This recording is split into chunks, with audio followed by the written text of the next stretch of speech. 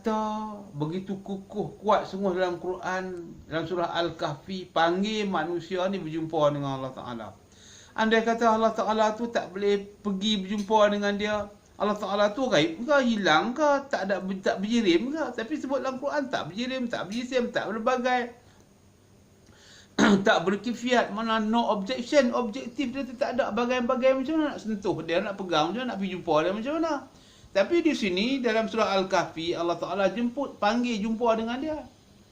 Dalam surah Yunus, bang siapa tak mau jumpa pula, surah ayat 12. Panazarul ladzina la yarju liqa'ana fi tu'yanihim, barang sesiapa orang yang tak mengharap pertemuan dengan Allah Ta'ala, kami biar orang tak mau berjumpa, tak mau harap pertemuan dengan kami di dalam kebingungan yang berkekalan, berpanjangan sampai hari dibangkitkan pun dia duduk dalam kebingungan, mati dalam kemelaratan apa? Kemelaratan, kebingungan, tak faham Islam tu macam mana. Tu dia mati macam tu.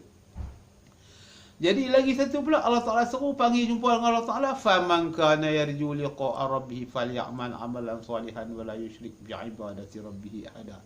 Bang siapa berhajat ingin berjumpa dengan Allah Ta'ala, lakukanlah suatu amalan yang mana dengan amalan tu tak ada syirik. Mana amalan cakap haram, kerja salihan, amalan yang solih ni tuan-tuan nak faham solih ni, yang tak ada syirik, yang tak ada bersangkutan yang lain-lain.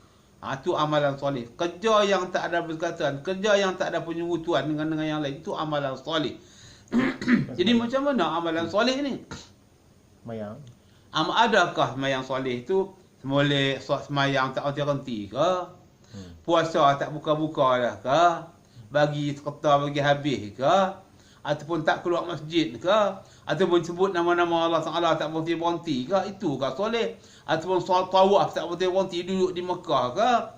Jadi perkara-perkara yang macam ni membodoh pengertian, mengelirukan pengertian. Tentu Allah Ta'ala panggil jumpa Allah Ta'ala ni perkara yang bukan membodohkan kamu, bukan mengelirukan. amat perkara ni amat penting, amat mustahak, bukan mengarut-mengarut, supaya menuju pergi sampai kepada Allah Ta'ala, pergi jumpa Allah Ta'ala. Ini nak faham macam mana Allah Ta'ala tu, adakah dia berlembaga, dia tak berlembaga.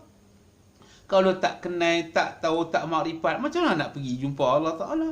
Jadi i'tiqad ubudiyah, jadi memperhambakan diri, nak cari, nak salah, nak jumpa Allah Ta'ala, seruan-seruan panggil jumpa dengan Allah Ta'ala ni, mesti mempelajari, mesti faham. Bukan main i'tiqad seorang-seorang main angan-angan Allah Ta'ala duduk kat sini, Allah Ta'ala macam gambar, Allah Ta'ala macam kertas, Allah Ta'ala macam dalam tepuk tangan. Tu tak betul macam tu.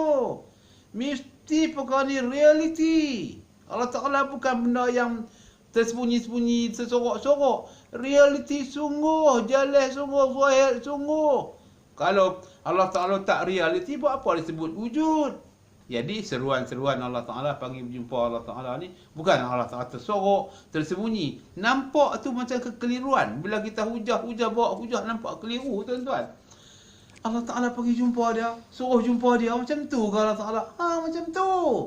Jadi i'tiqad pertemuan dengan Allah Ta'ala ni, setiap masa, setiap hari berdiri depan Allah Ta'ala, mendirikan solat tu berdiri yang macam mana, bertemuan dengan Allah Ta'ala tu yang macam mana, perlulah mempelajari untuk sampai kepada pengertian yang sebenarnya.